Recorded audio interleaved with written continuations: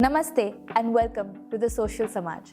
आज हम आपके लिए ला रहे हैं one of the most unfiltered conversations with a legend of Kutch, doctor Nimaben Acharya. An unfiltered conversation हर चीज़ के बारे में, right from her personal life to her doctor journey to even her political career, everything in a snapshot with the social Samaj. नमस्ते ma'am and welcome to the social Samaj. आप कैसे हैं? How are you doing? एकदम fine. आपको देख के और भी फाइन।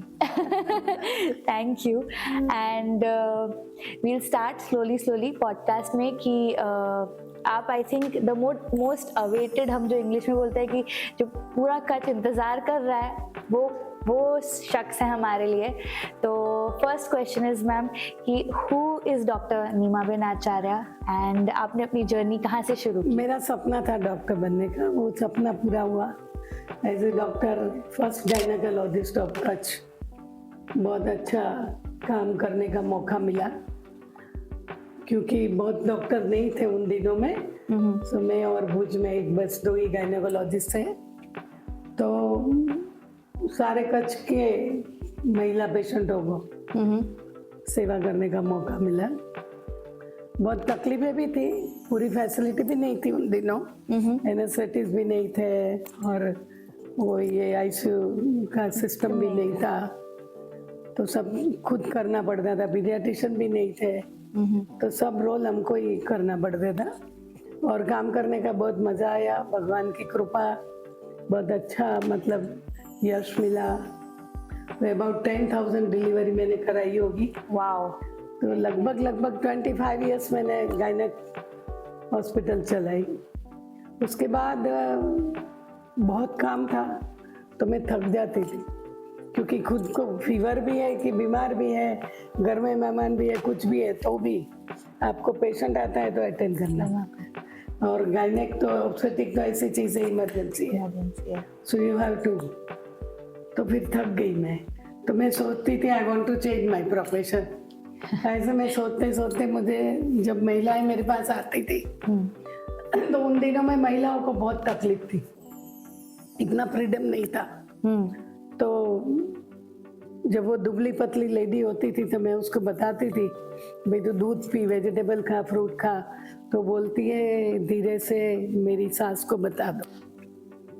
तो मैं सोचती थी कि प्रेग्नेंट लेडी है, अपने बहू है, घर की लक्ष्मी, उसको खाने पीने के लिए भी सास का परमिशन लेना पड़ता है, तो बहुत बड़ी बात। तो ये सोचते सोचते मैंने महिला मंडल की स्थापना की गांधीधाम में, और महिलाओं की एक्टिविटी पूरे कच्छ में हमने ग्रुप बनाया, अखिल कच्छ महिला उत्कर्ष मंडल, और उनके जरिए हम महिलाओं के साथ अवेयरनेस कार्यक्रम करने लगे। फिर देखा कि पेपर में आता था कि महिला बहुत सुसाइड करती है, छोटी छोटी बातों में महिलाओं को बुरा लग जाता है, गुस्सा आता है। तो हमने एक अवेयरनेस कार्यक्रम सोचा, सबने मिलके, कच्छ की सब महिलाओं ने, कि भाई ये एक आपघात निवारण रथ यात्रा करते। ओके। तो हमने 10,000 महिलाओं की एक रथ यात्रा निकाली, जिसमें चिमनभाई पटेल उन दिनों में चीफ मिनिस्टर थे, उनकी wife Urmila ben, home minister Narhari Amin उन दिनों में, और ये समाज सुधारक श्री सच्चिदानंद स्वामी दाताली वाले, उनको बुलाया और ये यात्रा हमने गांधीधाम से शुरू करके गढ़सीसा तक लेके गए। रास्ते में जितने गांव आते गए सब महिलाएं जुड़ती गई, लोगों ने बहुत सपोर्ट किया, पूरे फ्री व्हीकल दिए, और ऐसे करके 10,000 लेडीज इकट्ठी होगी। और वहाँ पे मैंने स्पीच दिया अवेयरनेस के लिए, prevention of atrocities on the woman, ये सब मेरा मेन एजेंडा था मेरे महिला एक्टिविटी का। तो उन लोगों को मेरा स्पीच और मेरी ये कामगिरी पसंद आई, तो वहाँ जाके चिमन भाई की मिसेज ने, सब उन टाइम वो ये था जनता दल था, तो उनको बोला ये महिला को अपने पॉलिटिक्स में ले लो। तो मुझे पॉलिटिक्स बिल्कुल पसंद ही नहीं था। I must say that I used to hate politics. Oh my like God. that. नहीं कुछ नहीं, ये तो मतलब खोटना धंधा છે આમાં, પોતાનું કામ કર્યો ना, like that मैं ये करती रही। मारो અત્યારે એવો જ છે। मेरे हस्बैंड को बहुत शौक था पॉलिटिक्स का, तो उन लोगों ने तो वहाँ से सीधा 2-3 दिन में मेरे हस्बैंड को फ़ोन किया कि आपकी वाइफ को वुमेन डेवलपमेंट कॉरपोरेशन का चेयरमैन बना दें। वो तो बहुत खुश हो गए, दौड़ते दौड़ते मेरे पास आए। ऑपरेशन थिएटर में मैं स्टिच ले रही थी, सिजेरियन किया था, तो मेरा ध्यान तो पेशेंट में था, उनकी बातों में नहीं था। तो चेयरमैन समझ में आया। मैंने हैंड वॉश करके सब कंप्लीट किया था। मुझे बोला कि तू चिमन भाई को फोन कर। मैंने बोला मैं क्यों करूँ, चेयरमैन तो आप बने, मुझे नहीं करना। बोले नहीं मैं नहीं, तुम चेयरमैन बनी। और this is a chairman of women economic development corporation wow और गांधीनगर। એના કેટલી तो જૂની વાત बहुत છે मतलब एकदम सुपर पोस्ट था। मैं जो काम कर रही थी वही एजेंडा उसमें था, पर मैं बिल्कुल मना करती थी। फिर 15 दिन तक मैं कन्विंस नहीं हुई। तो डॉक्टर मेरा ब्रेन वॉश करते रहे, मेरे हस्बैंड भी डॉक्टर है। जी तो फिर 15 दिन के बाद फिर से फोन आया, तो डॉक्टर ने मेरे को फोन पकड़ाया कि बोलो। तो मैंने बोला ठीक है, मैं 4-5 दिन में आती हूँ, और मैंने छाट लिया। ઓકે 5 साल मैंने पूरे गुजरात में महिलाओं के साथ काम किया, अवेयरनेस कार्यक्रम एनजीओ के साथ, और बहुत सारी योजनाएं कॉरपोरेशन की, स्किल डेवलपमेंट, इकोनॉमिकली महिलाएं इंडिपेंडेंट हुए उसके लिए सब लोन स्कीम, ब्यूटी पार्लर खोलना, छोटे छोटे मतलब घर में रह के काम कर सके महिलाएं, और कुछ आर्थिक उपार्जन वो कर सके अपना, कि उसको किसी के सामने हाथ नहीं फैलाना चाहे कि मुझे जाए। करेक्ट तो ये बेस से इस तरह से एजेंडा के साथ मेरा बहुत अच्छा कार्यक्रम 5 साल रहा। मुझे बहुत खुशी हुई, मुझे बहुत सेटिस्फेक्शन भी था। और बाद में जब चुनाव आया तो पार्टी ने मुझे एमएलए की टिकट अबड़ासा से दे दी। तो इस तरह से मैं पॉलिटिक्स में आ गई, नहीं आना था तो भी आ गई। और फिर एज एमएलए जो काम करना है वो मतलब अबड़ासा तो बहुत बैकवर्ड एरिया है कुछ नहीं था, पुअरेस्ट पीपल। बहुत बड़ा एरिया, 250 किलोमीटर का, यहाँ से 250 किलोमीटर गांधीधाम से, और वहाँ 250 किलोमीटर दौड़ती रही एवरीडे, 200-300 किलोमीटर का जर्नी किया। पर I am enjoying the work, because मुझे लगता था कि ये सच्चा कार्य हो रहा है जो जरूरी है। अच्छा, उसमें मैंने वुमेन डेवलपमेंट कॉरपोरेशन में मैंने एक और बहुत अच्छी एक्टिविटी कच्छ के लिए की, कि मैंने देखा कि कच्छ के विलेजेस में महिलाएं हैंडीक्राफ्ट, एम्ब्रॉयडरी, हैंड एम्ब्रॉयडरी वगैरह करती है। तो वो देख के मैंने लगा कि इतनी सारी इनके हाथ में कला है, तो इनको ज़्यादा एक्सपोजर देना चाहिए। तो फिर मैंने एग्जीबिशन किए, उनकी सब प्रोडक्ट्स देखी। तो प्रोडक्ट्स को अच्छा मार्केट मिले, अच्छे रेट मिले, उसके लिए मैंने एग्जीबिशन शुरू किए। तो वो निगम के जरिए मैंने 18 एग्जीबिशन पूरे देश के अलग अलग स्टेट में की। वाओ और ये जो मतलब ये जो आर्टिस्ट थे जी सब, उनको मैंने लेके गई, उनकी प्रोडक्ट्स वो खुद बेचते थे, उनको पूरा वहाँ पे प्लेटफॉर्म दिया मार्केटिंग का, और उससे अच्छा उनको कमाई हुई, अवेयरनेस आया, और उनको पता लगा कि मार्केट में कैसे सेल करते हैं, ज़्यादा भाव कैसे मिलते हैं, क्वालिटी वर्क क्या होता है, लोग क्या पसंद करते हैं, डिजाइनिंग क्या होता है, ये सब इनको सिखाया। मैं खुद प्रिंट करती थी डिजाइन और उनको देती थी, रॉ मटेरियल अहमदाबाद से ला के देती थी, और ये सब बेस का रूट में काम किया। तो उसका रिजल्ट आज आप देख रही है कि कच्छ का हैंडीक्राफ्ट आप देखिए कि कहाँ पहुँच गया है। पूरे विश्व में इतनी डिमांड है, और जो टूरिस्ट अभी आते हैं वो सब मेन इंटेंशन उनका टूरिस्ट प्लेस तो देखने का है, पर साथ में शॉपिंग का भी, हैंडीक्राफ्ट बहुत ही शॉपिंग का अट्रैक्शन लोगों को है। टाई एंड डाई की मैंने 5000 लेडीज को ट्रेन की निगम के जरिए। वाओ और आज आप देखिए कि टाई एंड डाई कितनी पॉपुलर होगी एवरीवेयर, और कितने अच्छे रेट मिलते हैं। तो ये मुझे बहुत अच्छा लगा था काम, और मैंने ये जो काम किया वो मुझे आज जो रिजल्ट भी दिख रहा है।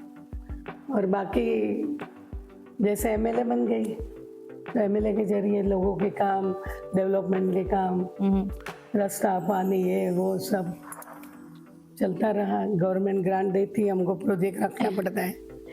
तो इस हिसाब से मुझे बहुत सेटिस्फेक्शन भी हुआ कि अच्छा काम हुआ।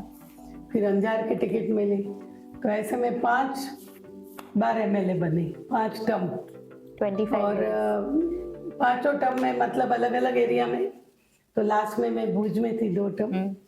भुज में मुझे बहुत अच्छा लगा, वहाँ पे पब्लिक भी बहुत अच्छी है और इतना ब्यूटी है भुज का खुद का कि मतलब काम करने में डेवलपमेंट में बहुत अच्छा लगा। मैंने बहुत सारा डेवलपमेंट, क्योंकि भुज जो है वो डिस्ट्रिक्ट प्लेस है करेक्ट। और टूरिज्म का हब है।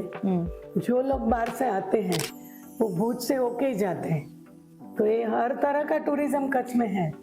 भुज तो हब है ना टूरिज्म का फॉर कच्छ। देख लो, इंडस्ट्री टूरिज्म भी मैं तो बोलती हूँ, इतनी सारी इंडस्ट्री नरेंद्र भाई ने आफ्टर अर्थक्वेक नहीं इतना सारा काम किया। उन्होंने पूरे कच्छ को डेवलप करने के लिए उन्होंने बोला अर्थक्वेक के बाद, उनकी स्पीच में है कि मैं कच्छ को सिंगापुर बनाऊंगा, और आज आप देख रही है कि सिंगापुर से कम नहीं है। मुंद्रा पोर्ट, कंडला पोर्ट, गांधीधाम पूरा डेवलप हर तरह से हो रहा है। तो नरेंद्र भाई ने जिस तरह से, मैं 5 बार एमएलए बनी, तो मेरी लास्ट टर्म में मुझे गुजरात विधानसभा की स्पीकर बनाया, और उन्होंने मुझे बोला, मुझे नहीं पता था, उन्होंने मुझे बोला कि नीमा बहन, मैंने आपका नाम इतिहास में लिख दिया, you are the first woman speaker of India. ऐसे जब मुझे बोला तो मुझे मतलब इतना ये भावुक हो गई मैं कि नरेंद्र भाई की आवाज सुनो और उनकी आवाज में बात सुनो, तो मतलब वो तो एक्सट्रीम जिंदगी का सबसे बड़ा लावा मेरे लिए था।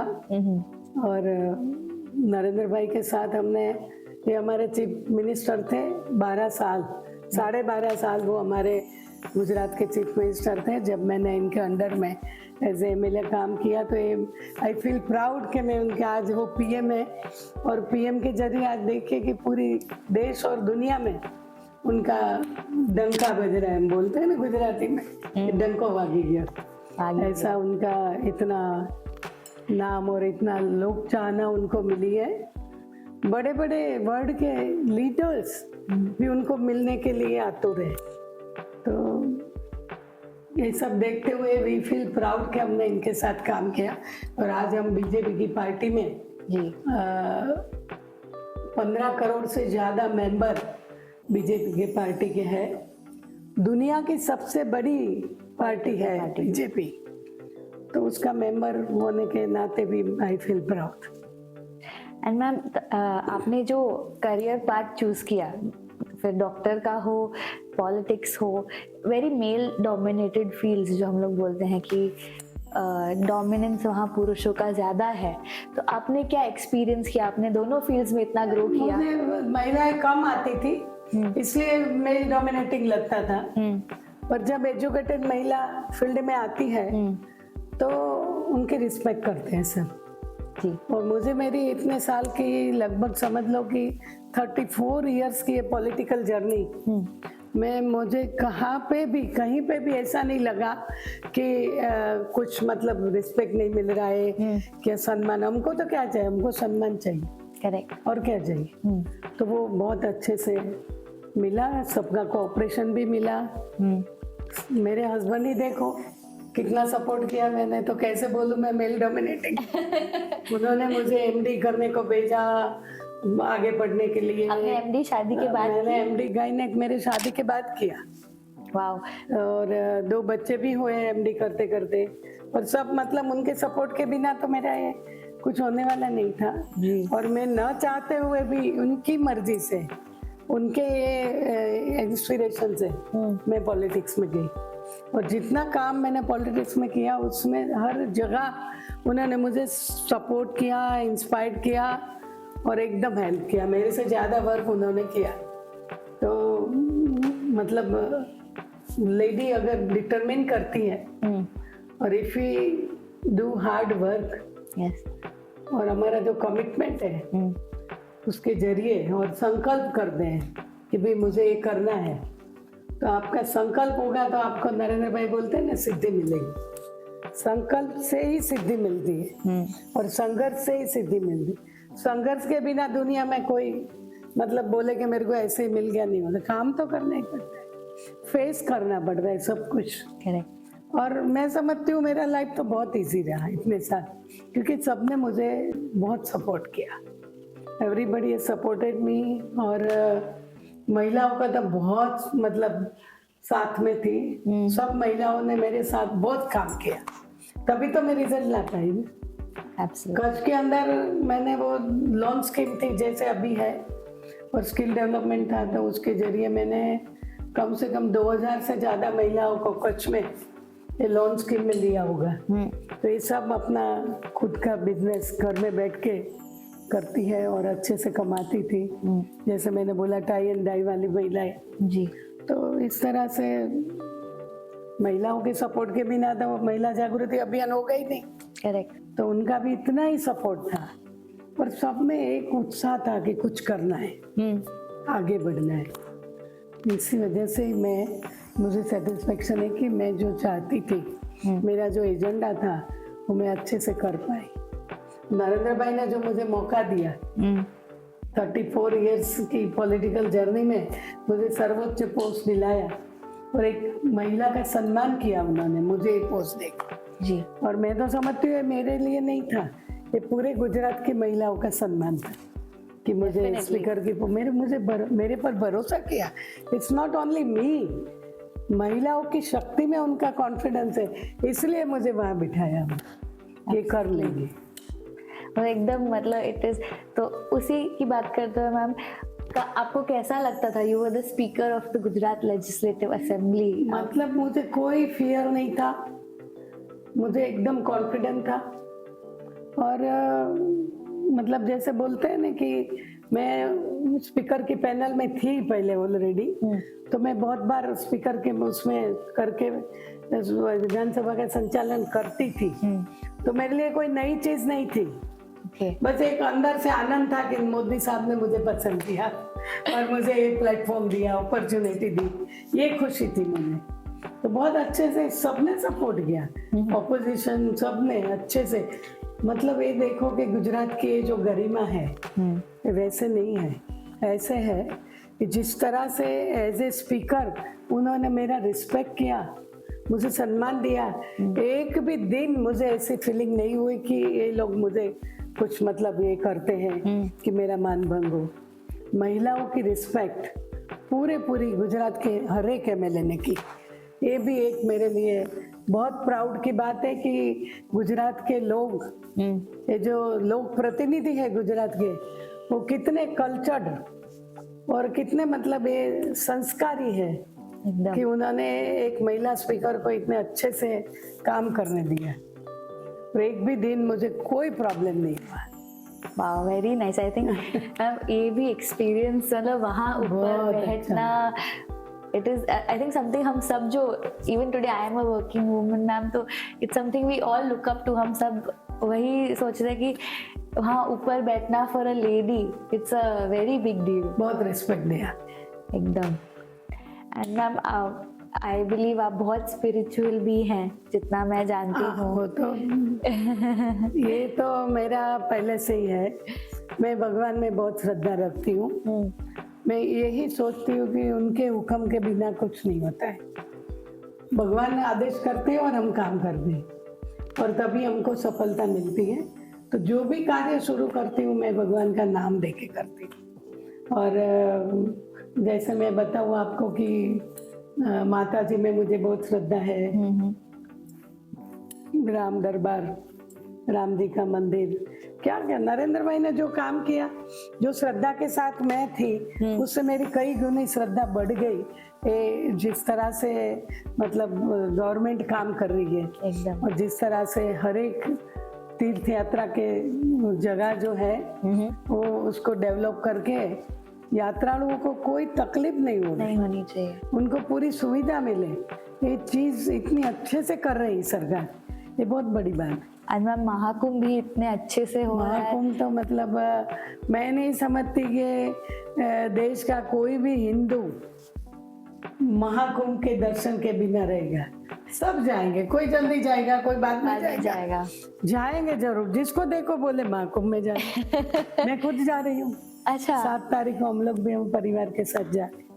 तो एक श्रद्धा की बात होती है, श्रद्धा की बात है। और जो अपनी पुरानी संस्कृति है, पुराना जो इतिहास है, ये सब जैसे रामायण है, महाभारत है, कृष्ण का पूरा गीता का, ये सब चीज जो है वो मतलब ये वर्षों जूनी संस्कृति है, और आज उसको नए जनरेशन को उसका पूरा पता लगे, इसके लिए जो कार्यक्रम हो रहे हैं, तो ये भी अवेयर हो रहे हैं कि भाई ये हमारी संस्कृति है, हमारे पूर्वज सब ये थे। करेक्ट।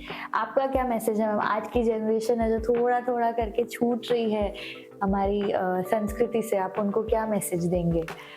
नहीं, वो एक्चुअली मैं बताऊँ ना, तो जिस तरह से समझ लो कि मैं स्पीकर बनी, तो मैं ऐसे सोचती थी कि मैं एक छोटे से गांव में पढ़ती थी, 5 साल की थी, स्कूल में गई, और तब से मैं बोलती थी मेरे को डॉक्टर बनना है। तो ये मौका मुझे मिला।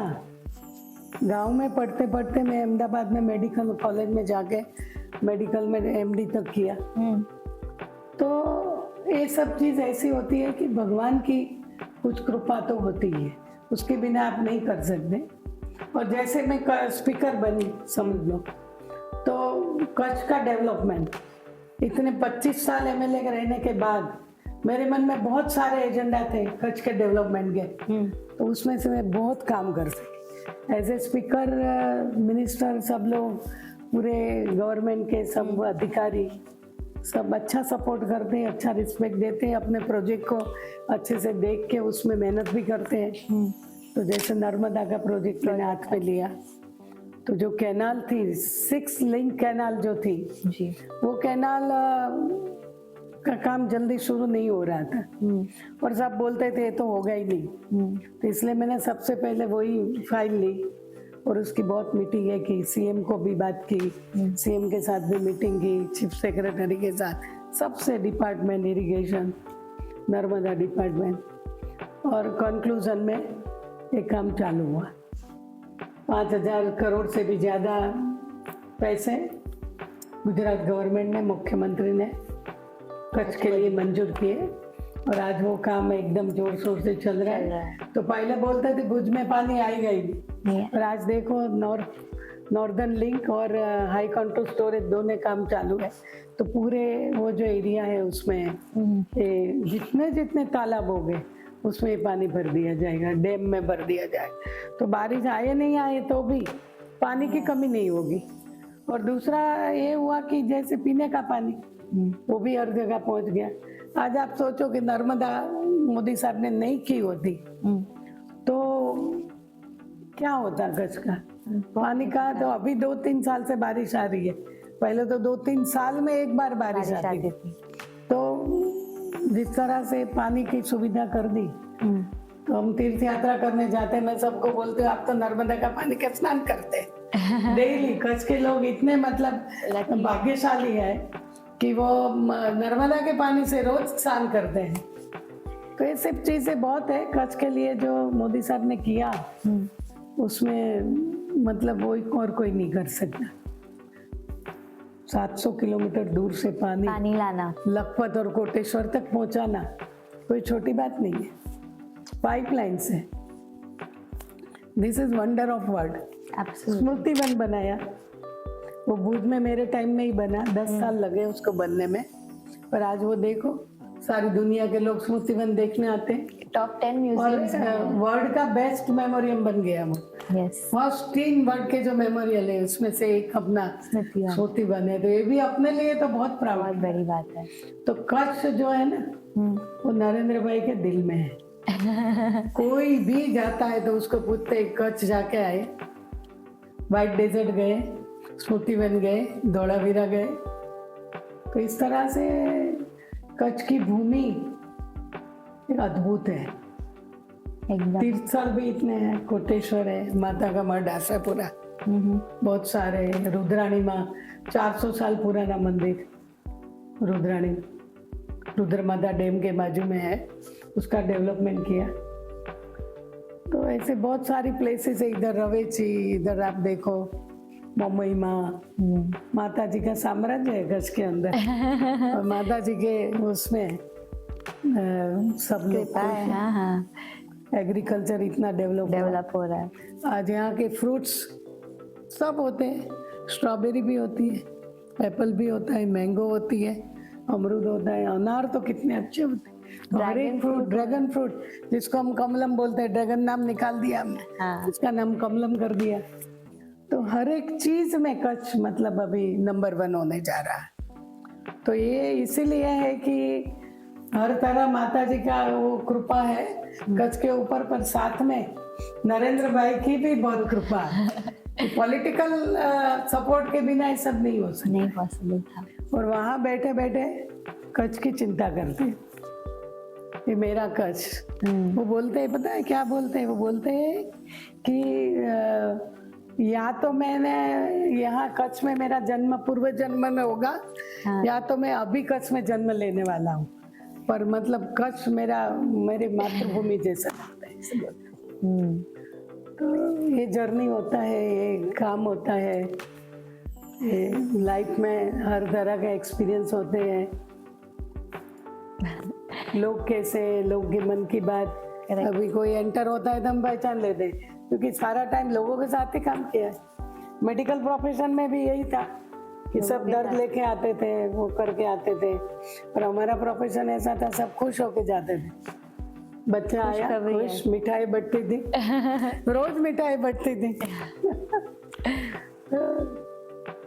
लाइफ का बहुत अच्छा कच्छ जर्नी रहा की जर्नी में आप जैसे बोलते हो, जो अर्थक्वेक आया था बहुत ही एक सेटबैक था कच्छ के लिए। तो that time you were also very active ma'am, तो कैसा था एक्सपीरियंस, कैसे कच्छ ने वहाँ से ग्रो किया? ओह, ये तो बहुत लंबी स्टोरी हो जाएगी, क्योंकि अर्थक्वेक में तो मैं आपको बताना चाहूंगी 3 इंसिडेंट ऐसे मैंने देखे। सबसे पहले साइक्लोन आया।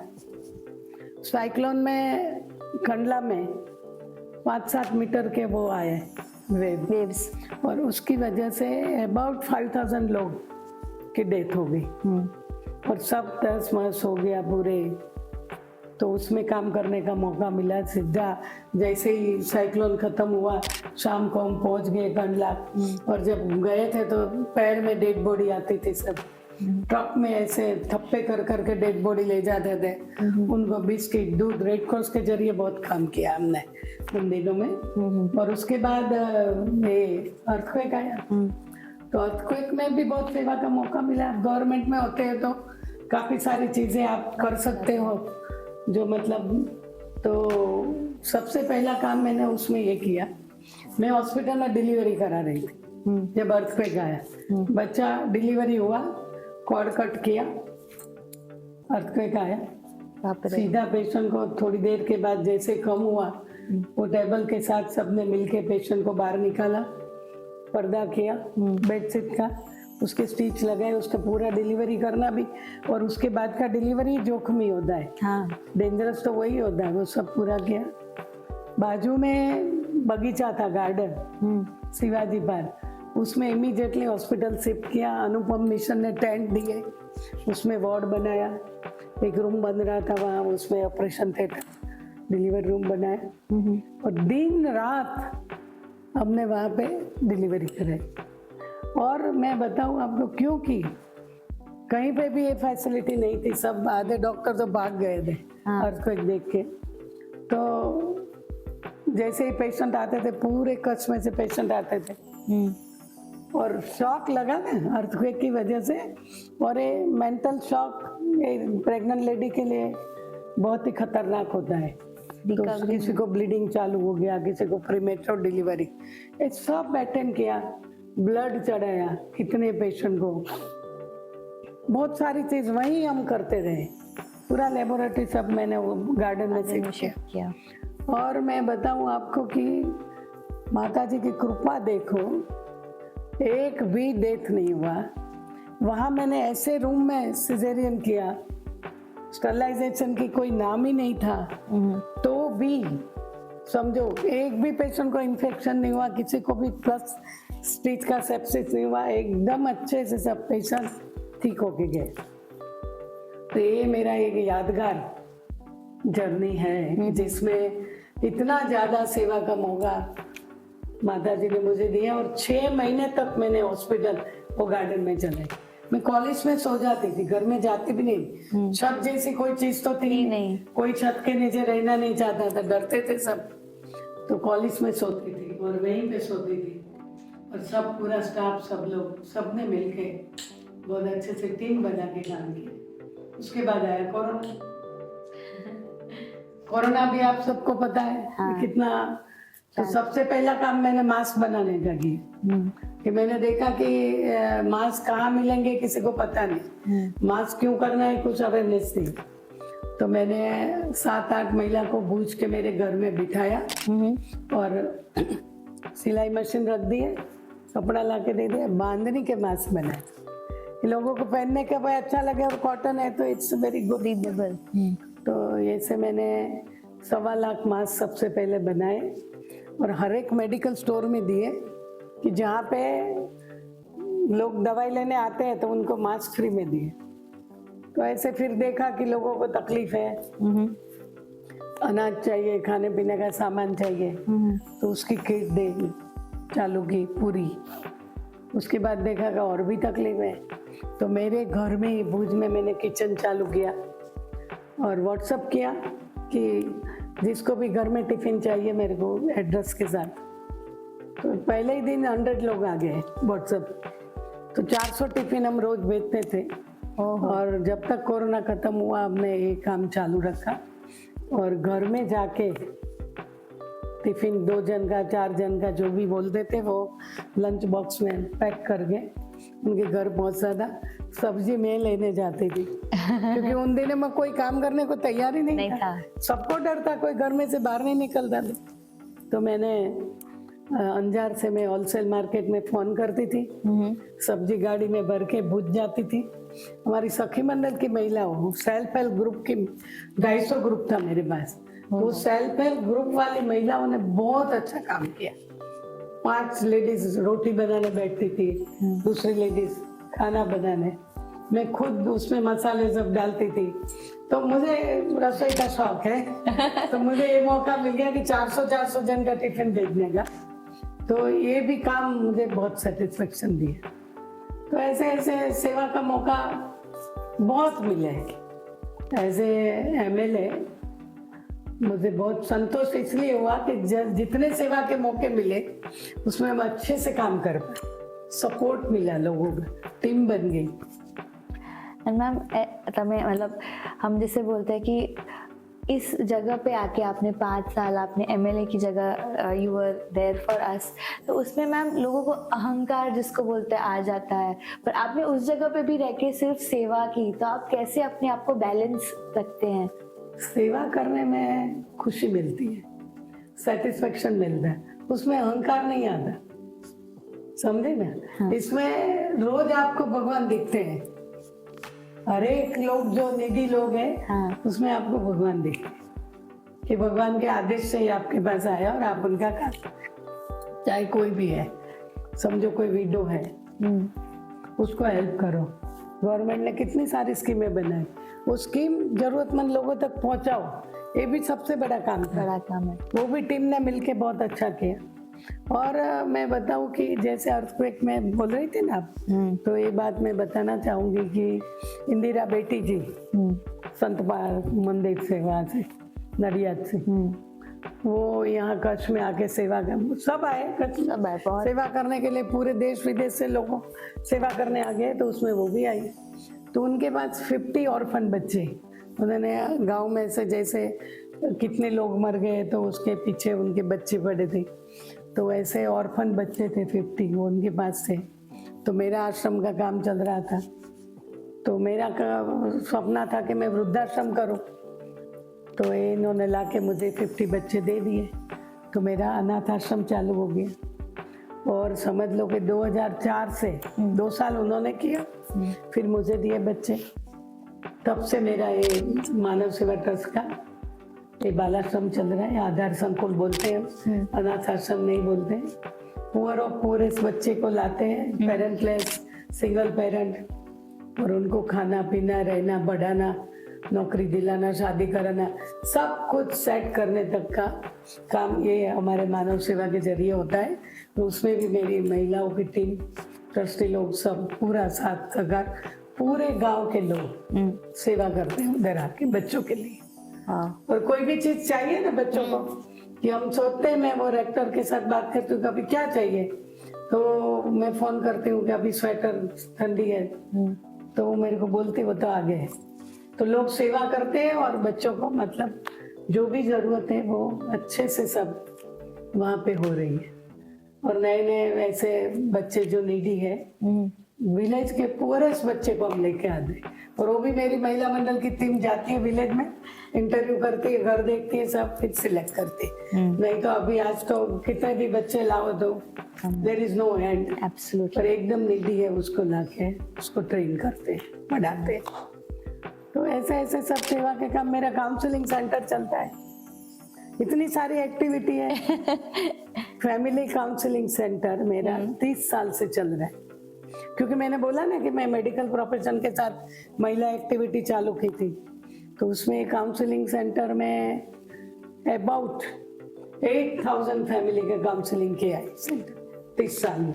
और जैसे आजकल तो बहुत डाइवर्स हो रहे, पर मेरे काउंसलिंग सेंटर में माता जी की इतनी कृपा है कि लगभग डाइवर्स इतने सालों में 10 डाइवर्स भी नहीं हुए होंगे। सब कॉम्प्रोमाइज, सब खुश है, एकदम मिलते रहते हैं, फॉलोअप होता है, फाइलें हैं सबकी, रिकॉर्ड है पूरा। WHO ने सर्वे किया अभी 2-3 साल पहले, तो अपने काउंसलिंग सेंटर को फर्स्ट नंबर दिया पूरे गुजरात में। गांधीधाम का अपना अखिल कच्छ महिला उत्कृष्ट मंडल का काउंसलिंग सेंटर फर्स्ट है। इतने अच्छे से रिकॉर्ड कंप्यूटराइज सब, बहुत काउंसलर भी बहुत अच्छी है। तो ऐसे ऐसे काम चलते रहते हैं सब, कुछ न कुछ काम जिसको सेवा करनी है ना उसको मौका मिल ही जाता है। मैं ऐसे समझती हूँ। बाकी रही बात महिलाओं की, तो खुद का कॉन्फिडेंस है तो सब कुछ कर सकती है। उसको प्लेटफॉर्म मिलना चाहिए और उसका खुद का कॉन्फिडेंस चाहिए कि भाई मैं करूँगी, या तो उसका कमिटमेंट है, उसका डिजायर है, डिटर्मिनेशन है। नहीं सर, और थोड़ा इंटरव्यू को सॉफ्ट नोट पे लेके जाते हैं ma'am. Asking you a personal question, आपकी लव मैरिज थी? बिल्कुल। और वो भी आज से, मेरी शादी को 54 इयर्स हो गए, तो आज से 54 इयर्स पहले इंटरकास्ट मैरिज करना, वो नुमाना मैं बनिया, थोड़ा संघर्ष हुआ, बहुत थोड़ा, जल्दी समझ गए सब। हाँ। क्योंकि मेरे हस्बैंड बहुत इंटेलिजेंट है, उन्होंने सबको लेटर लिख के पूरा ब्रीफ दे दिया। तो वो लेटर जो पढ़ा ना सबने, तो सब क्वेश्चन के आंसर आ गए उनको। क्यों करना चाहिए, जरूरी है, क्या है, सारे जो प्रश्न लोगों को होते हैं पेरेंट्स को, वो सब उसमें आंसर आ गए। तो लेटर ही लिख के तो फटाफट सबने हाँ बोल दिया। और उन दिनों में वो बारात लेके, बस लेके भावनगर आए थे। मैं बाबर, मेरा ससुराल है भावनगर, मेरा मैका है। तो बहुत अच्छे से सब हुआ और बस गांधीधाम में मेडिकल प्रैक्टिस दोनों चालू किया।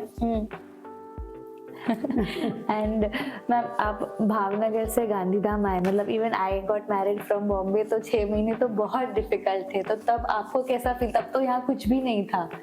मैं बताती हूँ ना कि देखो, किस्मत भी होती है इंसान की, और किस्मत में आपको श्रद्धा रखो तो भगवान सब आपको साथ में रह जाए। तो मैंने बोला ना, मैं भगवान को आगे रख के पीछे चलती हूँ हर एक टाइम। और उसकी वजह से ये यहाँ गांधीधाम सेट होने में भी हमको कहीं तकलीफ नहीं हुई। आराम से हमारा जर्नी चला, प्रैक्टिस भी अच्छा हुआ, लोगों का मान भी मिला। आज भी लोग इतना रिस्पेक्ट करते, जहाँ जाते हो बोलते आपके हाथ में बॉर्न हुआ था, क्योंकि 10,000 डिलीवरी की तो जहाँ जाते कोई ना कोई आ ही जाता है। पर आज भी हॉस्पिटल चालू है, मेरी डॉक्टर इन लोग चलाती है जी। तो वो भी इतनी मतलब बिल्कुल रिलीजियस है, तो वो BAPS की भक्त है, तो भक्ति के साथ ही काम करती है। तभी तो लोग BJP पसंद करते हैं ना, कि भाई हाँ भगवान को साथ में रह के पार्टी चलती है।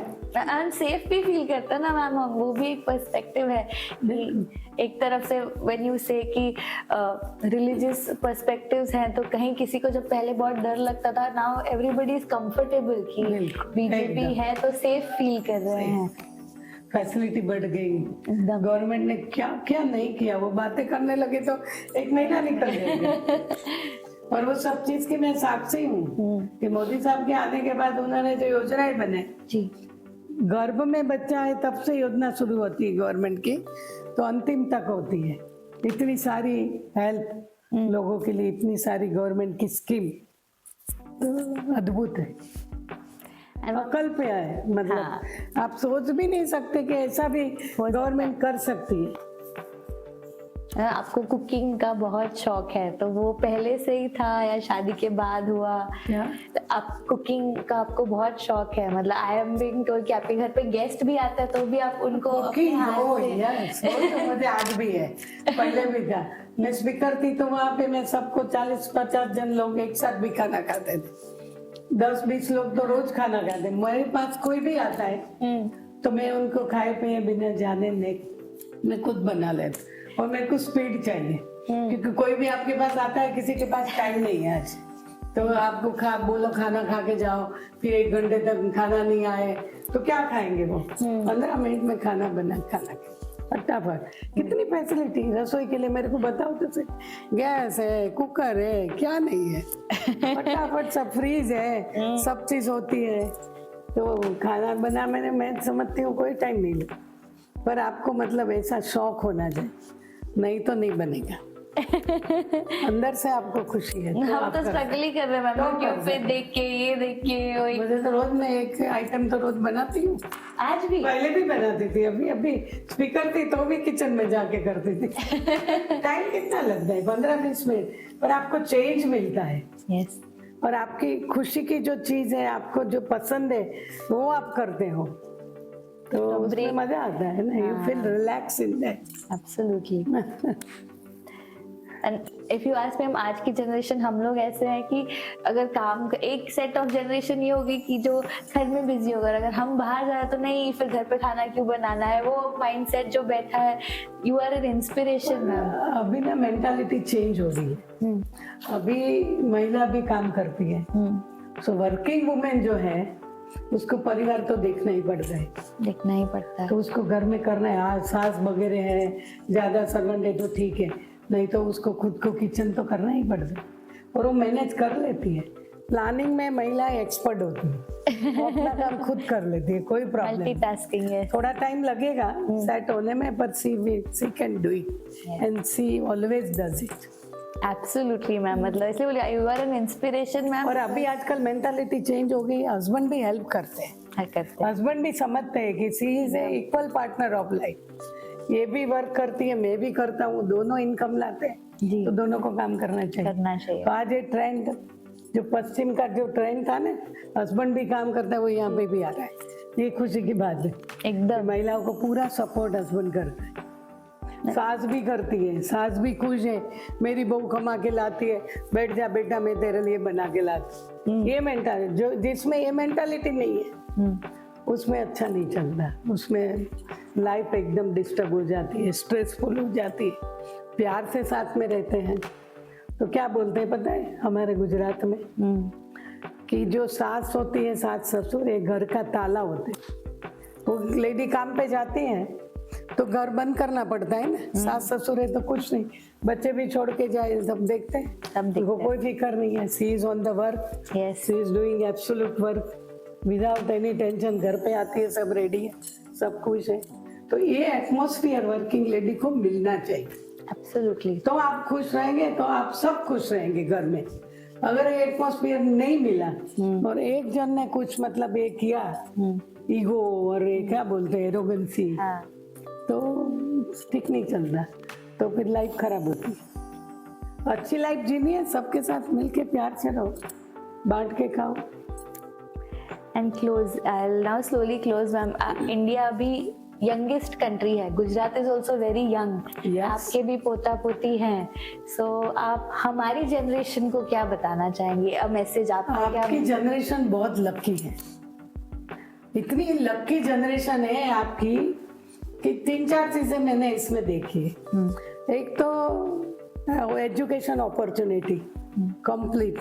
पहले महिलाओं को कहाँ पढ़ने पैसे हैं, आज विलेज में भी इतनी अपॉर्चुनिटी है, जिसको जहाँ जो एजुकेशन लेना है, जो करना है, पूरा फ्रीडम है। तो ये तो अपॉर्चुनिटी एजुकेशन की है। एक बात, जब एजुकेशन आपके शौक के हिसाब से हो जाएगा तो ओपनली आपको वर्क की भी अपॉर्चुनिटी है। अरे जिसको काम करना है उसको कोई प्रॉब्लम, एकदम। चाहे वो मजदूरी करता है, चाहे वो बड़ी ऑफिस में कंप्यूटर में बैठता है, या तो वो सीईओ की चेयर में बैठता है, कुछ भी काम करने की वो है तो उसके लेवल का काम उसको मिल जाता है। ये कमी नहीं है आजकल, रोजगारी की बिल्कुल कमी नहीं, चाहे लोग कुछ भी बोले।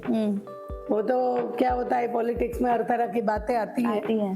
पर मैं बताती हूँ कि कोई भी ऐसा वो नहीं है कि जिसको काम करना है उसको काम नहीं मिले, सबको काम मिलता है।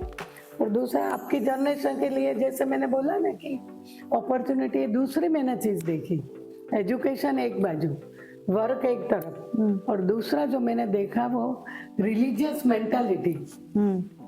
यस, आजकल के यंग जनरेशन में ज्यादा रिलीजियस मेंटालिटी है, क्योंकि अब इनको ज्यादा एक्सपोजर मिल रहा है।